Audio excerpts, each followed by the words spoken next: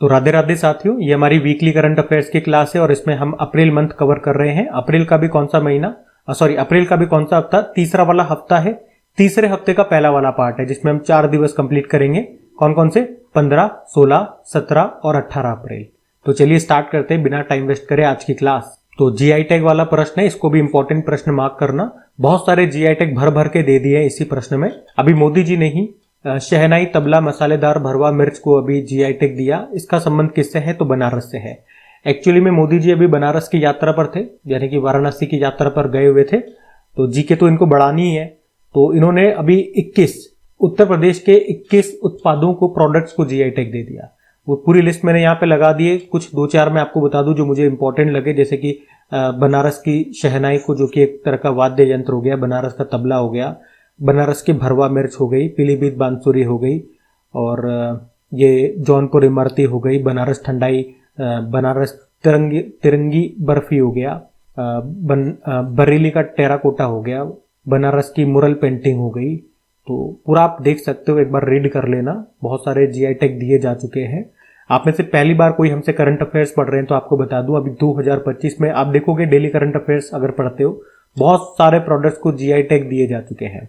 तो उनके ऊपर मैंने ऑलरेडी क्विज बना दिया है प्रैक्टिस करने के लिए। क्विज कहाँ पे मिलेगी आपको? अपनी क्रैक एग्जाम एप्लीकेशन पे, जिसका लिंक नीचे डिस्क्रिप्शन बॉक्स में मिल जाएगा, या फिर डायरेक्ट गूगल प्ले स्टोर से आप डाउनलोड कर सकते हैं। वहां पे जब आप होम पे जाएंगे तो फ्री क्विज वाले सेक्शन में जाना, उसके बाद टॉपिक वाइज करंट अफेयर्स में जाना, और वहीं पे आपको टॉपिक वाइज में जीआई वाला टॉपिक भी मिल जाएगा, और वहीं जाकर के ये आप क्विज लगा सकते हैं, प्रैक्टिस कर सकते हैं। क्योंकि चीजों को याद करने का एक ही तरीका है, बार बार उसको रिपीट करो, रिकॉल करो, प्रैक्टिस करते रहो। ठीक है, तो ध्यान रखना। हम अगला प्रश्न देखते हैं। फिर अगले में पूछ रहे हैं, अभी सुप्रीम कोर्ट ने बाल तस्करी के मामलों में सुनवाई के लिए कितनी समय सीमा तय की है? तो आंसर होगा 6 महीने। तो अभी सुप्रीम कोर्ट ने बाल तस्करी, यानी कि जिसे आप अंग्रेजी में चाइल्ड ट्रैफिकिंग कहते हो, जिसमें बच्चों की क्रय विक्रय, खरीद फरोख्त की जाती है, तो ऐसे गंभीर मामलों में सुनवाई में तेजी लाने के लिए अभी सभी हाईकोर्ट को निर्देश जारी कर दिए हैं सुप्रीम कोर्ट ने, और कहा कि भैया 6 महीने के अंदर अंदर जो भी इससे संबंधित मुकदमे हैं, कैसे उसमें जल्दी से आपको फैसला देना है। इससे संबंधित एक इंपॉर्टेंट प्रश्न आपको स्टैटिक बताता हूं, ये प्रश्न एग्जाम में आ चुका है कि भारतीय संविधान का कौन सा अनुच्छेद मानव तस्करी पर रोक लगाता है? तो याद रखना आर्टिकल 23 क्लॉज 1। ध्यान रखना ये भी। अगला प्रश्न देखते हैं। फिर अगले में पूछ रहे हैं, अभी दक्षिण पूर्व एशिया का सबसे बड़ा पायलट प्रशिक्षण संस्थान का उद्घाटन कहां पर किया गया? तो आंसर हो जाएगा अमरावती में। ये अमरावती महाराष्ट्र वाला है, आंध्र प्रदेश वाला नहीं है। तो महाराष्ट्र के जो मुख्यमंत्री देवेंद्र फडणवीस जी, उन्होंने विदर्भ के अमरावती शहर में अभी पायलट ट्रेनिंग स्कूल का उद्घाटन किया, और ये दक्षिण एशिया का सबसे बड़ा ट्रेनिंग स्कूल है। यहाँ पे हर साल लगभग 180 पायलटों को ट्रेनिंग दी जाएगी, और उसके लिए 34 ट्रेनिंग विमान भी उपलब्ध कराए जाएंगे। ठीक है, तो ये भी ध्यान में रखना। अगला देखते हैं। फिर अगले में पूछ रहे हैं कि ट्रेन में एटीएम लगाने वाला भारत का पहला बैंक कौन सा बन गया है? तो आंसर हो जाएगा बैंक ऑफ महाराष्ट्र बन गया है। तो बैंक ऑफ महाराष्ट्र ये भारत में ट्रेन में एटीएम लगाने वाला पहला बैंक बन गया है, और इस एटीएम को अभी मुंबई मनमाड़ पंचवटी एक्सप्रेस में लगाया गया है। ये पहली बार है जब भारतीय रेलवे की किसी ट्रेन में एटीएम लगाया गया हो। अभी तो पायलट प्रोजेक्ट के तौर पे इसको लगाया गया है, अगर ये सफल रहता है तो बाकी ट्रेनों में भी इसे लगाया जाएगा। तो अभी कौन सी ट्रेन है ये याद रखना, पंचवटी एक्सप्रेस। ये एक इंटरसिटी ट्रेन है जो कि मुंबई के छत्रपति शिवाजी महाराज टर्मिनस को नासिक जिले के मनमाड़ से जोड़ती है। किस बैंक ने लगाया? बैंक ऑफ महाराष्ट्र ने। तो इसके भी स्टैटिक देख लो। स्थापना होती है 1935 में। मुख्यालय पुणे में मिल जाएगा। टैगलाइन होती है एक परिवार एक बैंक, और एमडी सीईओ है निधु सक्सेना। ध्यान रखना, अच्छा प्रश्न है। अगला प्रश्न देखते हैं। तो अगले में पूछ रहे हैं, अभी किस राज्य या यूनियन टेरिटरी में स्वास्थ्य सेवा के लिए डिजिटल ई सेहत एप्लीकेशन को शुरू किया गया? तो सही उत्तर हो जाएगा जम्मू कश्मीर में। जम्मू कश्मीर के मुख्यमंत्री कौन? उमर अब्दुल्ला। अभी उन्होंने जम्मू कश्मीर के लोगों के स्वास्थ्य संबंधी जरूरतों को पूरा करने के लिए ही इस ऐप को लॉन्च किया। इसका नाम याद रखना, ई सेहत ऐप। किसने लॉन्च किया? जम्मू कश्मीर में लॉन्च हुआ है, ये याद रखना। अभी जम्मू कश्मीर और लद्दाख हाईकोर्ट के नए चीफ जस्टिस भी बन गए, उनका नाम भी याद रखना, अरुण पल्ली है। ठीक है, अगला देखते हैं। अच्छा, ये भी मोस्ट इंपॉर्टेंट प्रश्न है, इसको भी ध्यान में रखेंगे कि अभी 23वें विधि आयोग के अध्यक्ष कौन बन गए हैं? तो सही उत्तर हो जाएगा जस्टिस दिनेश माहेश्वरी बन गए हैं। तो सुप्रीम कोर्ट के पूर्व न्यायाधीश हैं जस्टिस बोल दूं या न्यायाधीश बोल दूं, क्या नाम है? दिनेश माहेश्वरी। और अभी इन्हीं को 23वें विधि आयोग का लॉ कमीशन का अध्यक्ष बनाया गया है। वे सुप्रीम कोर्ट के पूर्व न्यायाधीश भी रह चुके हैं, 2023 में रिटायर्ड हो गए थे। वैसे वो मेघालय और कर्नाटक हाईकोर्ट के चीफ जस्टिस भी रह चुके हैं। तो विधि आयोग की बात कर लें, ये एक गैर संवैधानिक निकाय है, भारत सरकार के द्वारा गठित किया जाता है। ये क्या काम करता है? कानूनी सुधारों पर शोध करता है, सरकार को कानूनी सुधारों पर सलाह देता है। तो इस विधि आयोग का गठन तो 1 सितंबर 2024 को ही हो गया था। इसका कार्यकाल 3 साल के लिए रहेगा, यानी कि 3 अगस्त 2027 तक। अच्छा, विधि आयोग से 2-3 स्टैटिक प्रश्न जरूर याद रखना। भारत में पहला विधि आयोग 1834 में स्थापित किया गया था। उस समय इसके अध्यक्ष थे लॉर्ड मैकाले। लेकिन स्वतंत्रता के बाद स्वतंत्र भारत का पहला विधि आयोग स्थापित हुआ था 1955 में। उस समय इसके अध्यक्ष कौन थे? MC सीतलवाड़। MC सीतलवाड़ का नाम आपको एक और कारण या एक और वजह से याद आना चाहिए। क्यों याद आता है क्या? ये भारत के पहले महान्यायवादी अटॉर्नी जनरल भी थे, तो ये भी ध्यान में रखना, ठीक है। और इससे पहले 22वें विधि आयोग के अध्यक्ष कौन है? ऋतुराज अवस्थी है। अच्छा, 23वें विधि आयोग का तो इनको अध्यक्ष बना दिया गया, किसे? दिनेश माहेश्वरी को। इन्हीं के साथ 2 पूर्णकालिक सदस्य भी बनाए गए हैं। एक का नाम है हितेश जैन और एक का नाम है DP शर्मा। ये भी थोड़ा सा ध्यान में रखना, ठीक है। वैसे तो यही नाम हमारे लिए इंपॉर्टेंट रहेगा, दिनेश जी का। ध्यान रखना। अगला प्रश्न देखते हैं। फिर अगले में पूछ रहे हैं कि ऑनलाइन स्थायी लोक अदालत सेवा शुरू करने वाला भारत का पहला राज्य कौन सा बन गया? तो आंसर हो जाएगा केरल बन गया है। तो अभी केरल ऑनलाइन स्थायी लोक अदालत सेवा शुरू करने वाला भारत का पहला राज्य बन गया। उद्देश्य क्या है? विशेष रूप से वंचित और दूरस्थ समुदायों के लोगों के लिए न्याय तक पहुंच को सरल और सुलभ बनाना, या आप यूं भी कह सकते हो राज्य के हर कोने तक डिजिटल न्याय के लाभों का विस्तार करना। क्योंकि अब केरल आपको पता है पूर्ण रूप से भारत का पहला डिजिटल राज्य भी बन चुका है, ठीक है। ध्यान रखना। अगला देखते हैं। फिर अगले में पूछ रहे हैं अभी विश्व हीमोफीलिया दिवस ये कब मनाया गया? कब मनाया जाता है भैया? हीमोफीलिया दिवस 17 अप्रैल को मनाया जाता है, याद रखना, है ना। हीमोफीलिया एक अनुवांशिक बीमारी है। क्या होता है इसमें? इतना यूं समझो कि इसमें ब्लड की क्लोटिंग नहीं होती, यानी कि रक्त का थक्का नहीं जमता है। जैसे अगर हमें चोट लग जाती है, थोड़ी देर खून बहता है, उसके बाद वो सूख जाता है, आपने देखा होगा गाढ़ा गाढ़ा हो जाता है ना।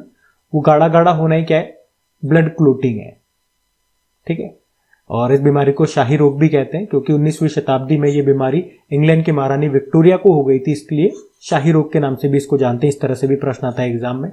अच्छा, थीम की बात करें। थीम क्या है? Access for all women and girls bleed too. सभी के लिए पहुंच, महिलाएं और लड़कियां भी रक्त स्त्राव से ग्रसित होती है, ठीक है। तो ये भी ध्यान में रखना। अगला प्रश्न देखते हैं।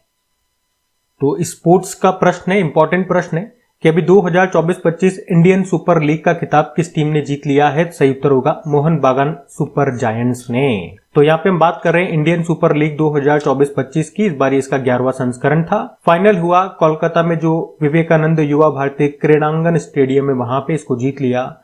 कोलकाता के मोहन बागान सुपर जायंट ने किसे हराया? फाइनल में बंगलुरु फुटबॉल क्लब को हराया है। एक पॉइंट आप ये भी याद रख सकते हैं कि मोहन बागान सुपर जायंट को ही मैरिनर्स के नाम से भी जानते हैं, ठीक है। तो ये ध्यान में रखना। अगला देखते हैं। फिर पूछ रहे हैं कि भारत ये लेजर निर्देशित हथियार प्रणाली का सफलतापूर्वक परीक्षण करने वाला दुनिया का भी कौन सा देश बन गया है? तो आंसर होगा चौथा देश बन गया है। तो भारत दुनिया का चौथा देश बन गया जिसने अभी उच्च ऊर्जा वाली लेजर निर्देशित हथियार प्रणाली, इंग्लिश में आप इसे बोलोगे तो high energy laser directed weapon system का भी सफल परीक्षण किया है। और इस तरह से भारत रशिया, चीन और अमेरिका के बाद इसका सफल परीक्षण करने वाला, हमने कहा, चौथा देश बन गया है। अच्छा, इस लेजर निर्देशित ऊर्जा हथियार प्रणाली, जिसे हमने अंग्रेजी में बोला, वैसे इंग्लिश वालों के लिए मैंने पीछे यहाँ पे इंग्लिश में भी लिख दिया है, ये रहा, ठीक है। तो मटेरियल यहाँ पे इंग्लिश में भी है। डेली करंट अफेयर्स वाली अगर लेक्चर आप देखते हैं तो उसकी PDF वहां पे आपको मिल जाती है, इंग्लिश और हिंदी दोनों में लिखा हुआ होता है।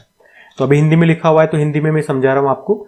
लेजर निर्देशित ऊर्जा हथियार प्रणाली, इसको क्या नाम दिया गया? तो MKIIA इसको नाम दिया गया है। और इसको बनाया किसने है? DRDO के उच्च ऊर्जा प्रणाली और विज्ञान केंद्र हैदराबाद ने इसको बनाया है। और इसका परीक्षण टेस्टिंग अभी कहां पे किया गया? आंध्र प्रदेश के कुर्नूल में ये किया गया है। और ये कितने पावर की लेजर वेपन है? 30 किलोवाट पावर का। भाई वॉट की पावर, वॉट की यूनिट, ये वॉट किसकी यूनिट होती है? पावर की यूनिट होती है, ठीक है। किलो मतलब हो गया 10 की पावर 3। और इसकी रेंज कितनी है? 5 किलोमीटर इसकी रेंज है। एक और पॉइंट आप ध्यान रख सकते हो, DRDO ने अभी कहा है कि वो अब 20 किलोमीटर की रेंज के साथ एक ज्यादा शक्तिशाली 300 किलोवाट सूर्य हथियार प्रणाली भी डेवलप कर रहा है। ठीक है, ये भी एक एक्स्ट्रा पॉइंट आप यहाँ पे नोट कर सकते हैं। अगला प्रश्न हम देखते हैं। तो अगले में क्या पूछ रहे हैं, अभी कुमुदनी लाखिया का निधन हो गया, वे किस शास्त्रीय नृत्य शैली से जुड़ी हुई थी? तो आंसर हो जाएगा कथक। तो प्रख्यात कथक नृत्यांगना थी कुमुदनी लाखिया। 95 वर्ष की उम्र में इनका निधन हो गया। वे गुजरात से थी। उन्हें प्यार से कुमी बेन भी कहा जाता था। उन्होंने कथक की पारंपरिक जड़ों को बनाए रखा और इसे आधुनिक बनाया, और कुछ अवार्ड्स हैं ये इनसे संबंधित, जैसे कि पद्म विभूषण अभी 2025 में ही दिया गया था, और यही पॉइंट है जो इस प्रश्न को इंपॉर्टेंट बनाता है। और अभी इनका निधन हो गया तो इनका नाम जरूर याद रखना आप। ठीक है, अगला प्रश्न देखते हैं। फिर अगले में पूछ रहे हैं अभी अनुसूचित जातियों के आरक्षण में उपवर्गीकरण सब क्लासिफिकेशन करने वाला भी पहला राज्य कौन सा बन गया है? तो याद रखेंगे आप, तेलंगाना बन गया है। ठीक है, तो तेलंगाना ये भारत का पहला राज्य बन गया है जिसने राज्य में अनुसूचित जातियों के आरक्षण में उपवर्गीकरण, यहाँ पे आप उपवर्गीकरण करो, सब क्लासिफिकेशन किया है। और ये प्रश्न भी बन सकता है कि तेलंगाना सरकार ने राज्य में अनुसूचित जाति समुदाय के भीतर उपवर्गीकरण करने के लिए एक समिति का गठन किया था। उस समिति की अध्यक्षता किसने की थी? शमीम अख्तर ने। और किस तरह से उपवर्गीकरण सब क्लासिफिकेशन किया गया? 3 कैटेगरी में किया इन्होंने, ग्रुप 1, ग्रुप 2, ग्रुप 3 करके। तो ग्रुप 1 में 15 सबसे वंचित समुदायों को रखा, उनको दिया 1% आरक्षण। दूसरे ग्रुप में 18 मध्यम रूप से लाभान्वित समुदायों को रखा 9% आरक्षण के साथ, और तीसरे में 26 अपेक्षाकृत बेहतर समुदायों को रखा 5% आरक्षण के साथ। इतना डिटेल में नहीं पूछेगा, ये सिंपल एक लाइन आपसे पूछेगा, वो याद रखना कि भारत में पहला राज्य कौन सा बन गया जिसने राज्य में अनुसूचित जातियों में आरक्षण में उपवर्गीकरण लागू किया? तो आंसर हो जाएगा तेलंगाना। ठीक है, ये ध्यान रखना। अगला देखते हैं। फिर अगले में पूछ रहे हैं अभी किसे वर्चुअल दलित साहित्य पुरस्कार 2025 से सम्मानित किया गया? तो आंसर होगा पी शिवकामी को। ठीक है, इस पुरस्कार में 1 लाख रुपए की राशि दी जाती है। पी शिवकामी का नाम याद रखना, और कौन सा पुरस्कार मिला ये आप याद रखना। अगला देखते हैं। फिर अगले में पूछ रहे हैं किस भारतीय अभिनेता को अभी मकाऊ कॉमेडी फिल्म फेस्टिवल 2025 में सम्मानित किया गया? आमिर खान को। और कौन सा सम्मान मिला है? उस सम्मान को क्या कहते हैं, उस अवार्ड को क्या कहते हैं? मास्टर ह्यूमर अवार्ड इनको दिया गया, आमिर खान को, चीन में जो अभी Macau international comedy film festival हुआ था उसमें। ठीक है, तो ये ध्यान में रखना। अगला देखते हैं।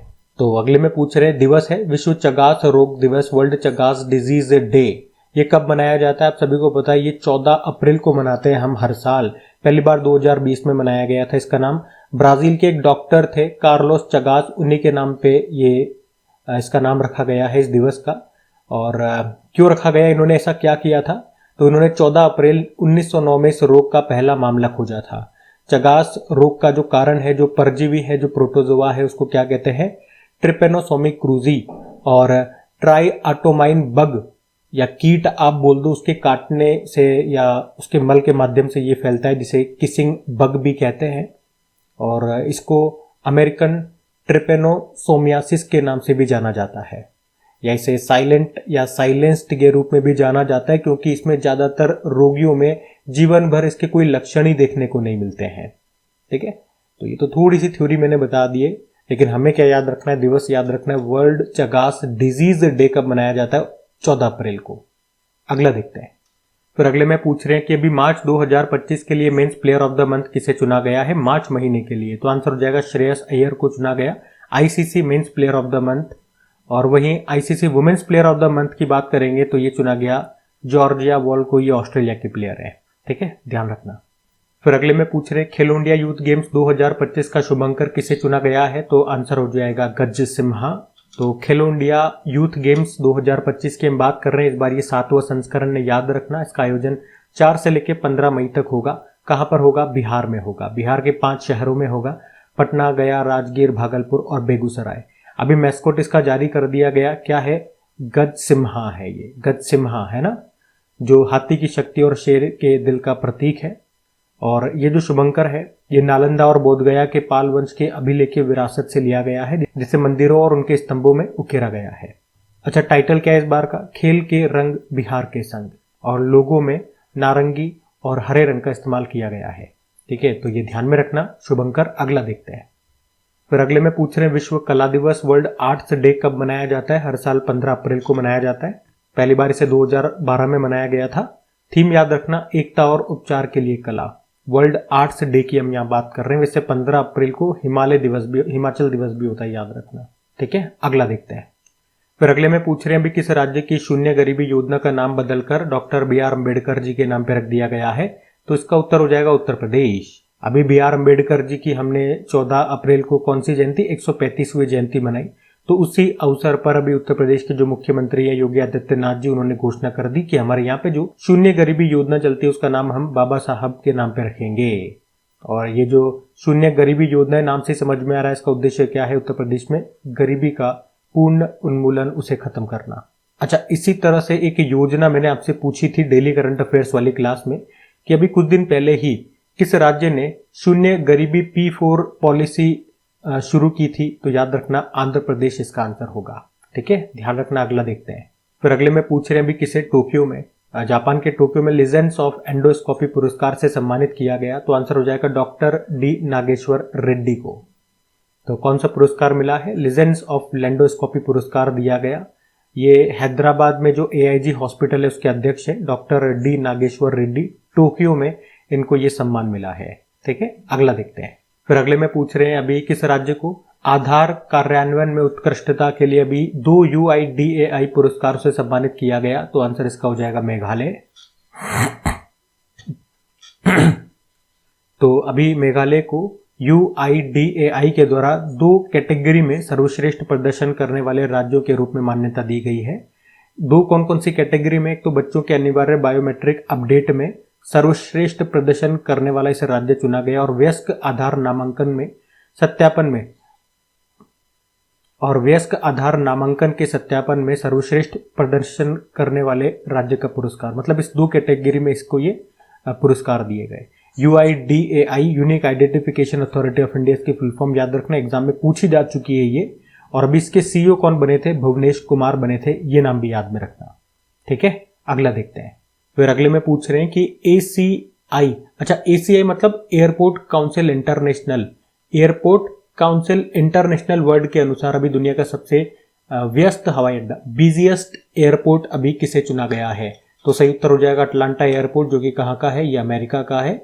और इसमें दूसरे स्थान पे दुबई एयरपोर्ट को रखा है, जबकि भारत का जो इंदिरा गांधी इंटरनेशनल एयरपोर्ट है जो दिल्ली में है वो इस लिस्ट में 9वें स्थान पर है।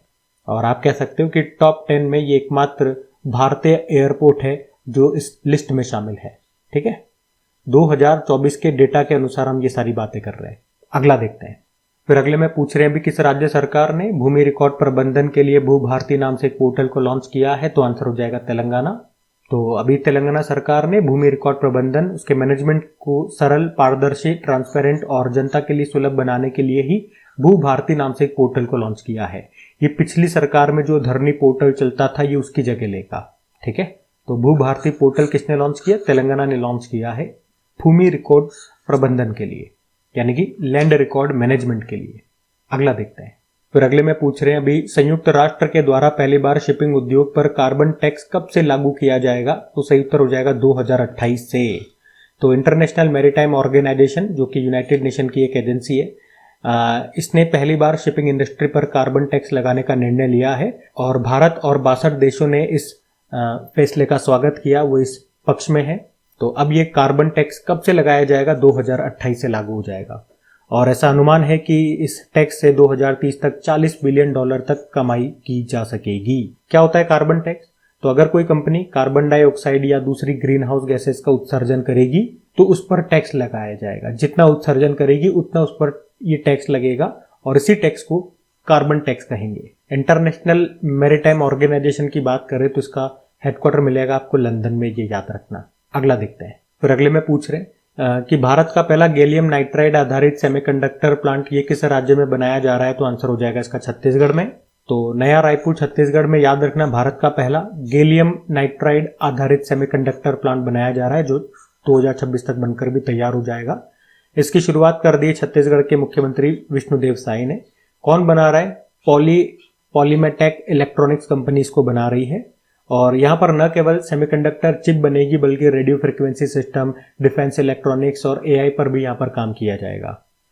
नॉर्मली क्या होता है, जो सेमीकंडक्टर चिप्स होती है आपको पता है सिलिकॉन की बनी होती है, क्योंकि सेमीकंडक्टर का बेस्ट जो एग्जांपल आप पढ़ते हो यही पढ़ते हो, सिलिकॉन, जर्मेनियम, तो इसी की बनी होती है। लेकिन यहाँ पर गैलियम नाइट्राइड से बनाई जा रही है, क्योंकि गैलियम नाइट्राइड से बनी सेमीकंडक्टर चिप्स ज़्यादा फास्ट होगी, ज़्यादा पावरफुल होगी और ज़्यादा एफिशिएंट होगी। ठीक है, तो ये लाइन याद रखना, ये हमारे लिए लाइन इंपॉर्टेंट रहेगी।